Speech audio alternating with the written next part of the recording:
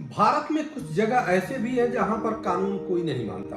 अर्थात संविधान के अंतर्गत जो भी भारत की दंड संहिता या न्याय संहिता है उसका हर प्रकार से उल्लंघन होता है या भारत की इस कानून या संवैधानिक व्यवस्था को नहीं मानता। क्या ऐसा हो सकता है? आपको जान करके आश्चर्य होगा, ऐसे जगह है जहां पर यह कानून नहीं माना जाता। जय हिंद साथियों, मैं आपका साथी रघुवंश, केंद्रीय संयोजक विश्व का सबसे लंबा तिरंगा समिति।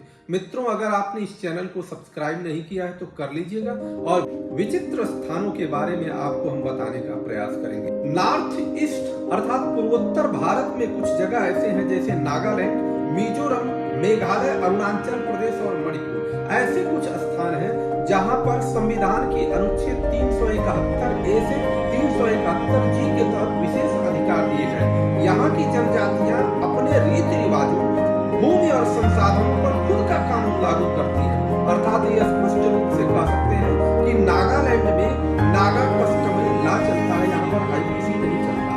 मेघालय के खासी और गारो जनजाति ऐसी है कि इस क्षेत्र में भी डोरमन कस्टमरी कोर्ट्स यानी पारंपरिक न्याय पंचायतें चलती है। गांव के लोग स्थानीय परंपरा से न्याय करते हैं, न कि सरकारी न्यायालय से करते हैं। मणिपुर के पहाड़ी क्षेत्र है, वहां पर भी यही स्थिति है कि वहां पर उनका अपना ट्राइबल काउंसिल है जो अंतिम निर्णय लेता है। और अंडमान निकोबार के सेंटिनल द्वीप है, यह भारत का एक हिस्सा है, लेकिन वहां रहने वाले सेंटिनली जनजाति पूरी तरह बाहरी संपर्क से इनकार करते हैं।